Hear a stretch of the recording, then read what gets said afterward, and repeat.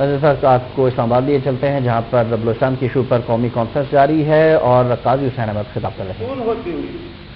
پشتون اور بلوچ ہوتے ہوئے بھی وہ پہلے اپنے لوگوں کے ساتھ انصاف نہیں کرتے۔ میں ہمیشہ کہتا ہوں کہ ظلم جو ہے وہ اس کی ابتدا تو اپنے گھر سے ہوتی ہے۔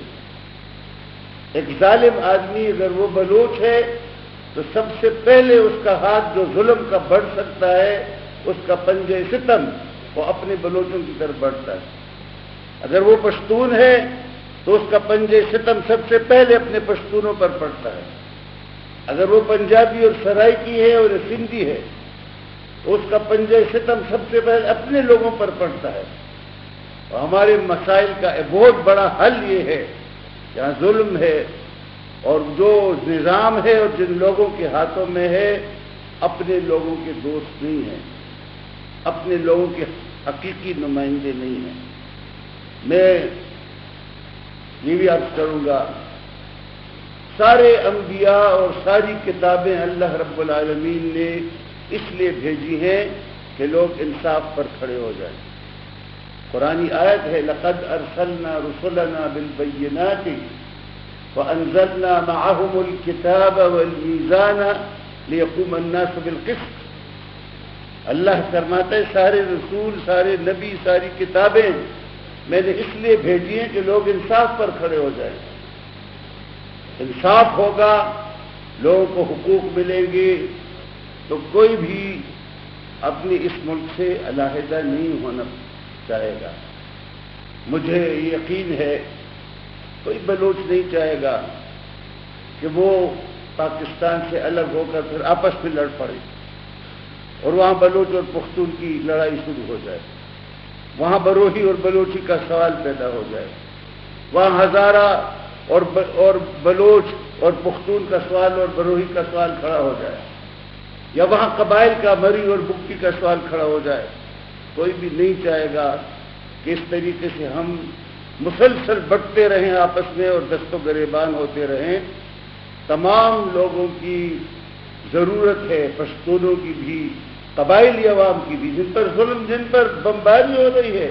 جٹ ہوائی جہازوں سے کہتے ہیں ہم نے دہشت گردوں کو مارا، جٹ ہوائی جہاز سے دہشت گرد کہاں نظر آتا ہے کہ آپ دہشت گرد کو مار رہے ہیں یا آپ معصوم آدمی کو مار رہے ہیں؟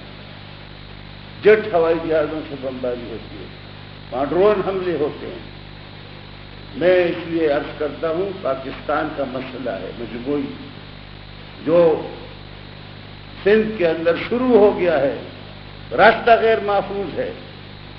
کراچی سے مزدور لوگ آتے ہیں، بس میں تو کوئی امیر اور کوئی سردار اور کوئی بڑا آدمی نہیں آتا، مزدوری کرنے والے لوگ آتے ہیں کراچی سے، جو میاں والی جاتے ہیں یا ثوابی جاتے ہیں یا اٹک میں جاتے ہیں، بالکل ہاتھ سے مزدوری کرنے والے لوگ، محنت کرنے والے لوگ، ان کو راستے میں کھڑا کر کے ان کو گولی کا نشانہ بنانا، یہ ظالمانہ کارروائی ہے۔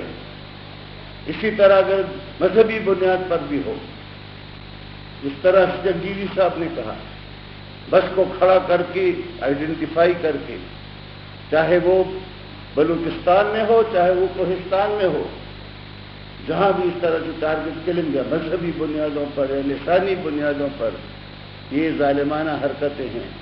یہ ظالمانہ حرکتیں اسی وقت بند ہو سکتی ہیں کہ عدل اور انصاف کا بول بالا ہو، اور یہ وہ کلا برادری کا فرض ہے، اور میں شکر گزار ہوں اور میں خراج تحسین پیش کرتا ہوں وہ کلا برادری کا، اور میں یہاں پہ موجود تمام سیاسی جماعتوں کو یہ دعوت دیتا ہوں کہ آپس میں مل کر عزم کریں، فیصلہ کریں۔ جو آپ نے لندن میں ایک دفعہ پیپل پارٹی اور نواز شریف صاحب نے آپس میں طے کیا تھا، وہی فیصلہ یہاں دوبارہ کر لیں اور دوبارہ اسی معاہدے پر آ جائیں کہ ہم یہاں عدل کریں گے، انصاف کریں گے، دستور کے مطابق چلیں گے اور عدلیہ کی بالادستی کو تسلیم کریں گے۔ وآخر دعوانا ان الحمدللہ رب العالمین۔ سابق امیر جماعت اسلامی قاضی حسین اسلام آباد میں قومی کانفرنس جس کا عنوان بلوچستان میں امن و امان ہے، اس سے خطاب کر رہے تھے۔ ان کا یہ کہنا تھا کہ دہشت گرد معصوم لوگوں کو مار رہے ہیں اور ظلم کی ابتدا گھر سے ہوتی ہے. یہ بھی انہوں نے کہا کہ مذہبی اور لسانی بنیادوں پر ٹارگٹ کلنگ ظالمانہ حرکت ہے.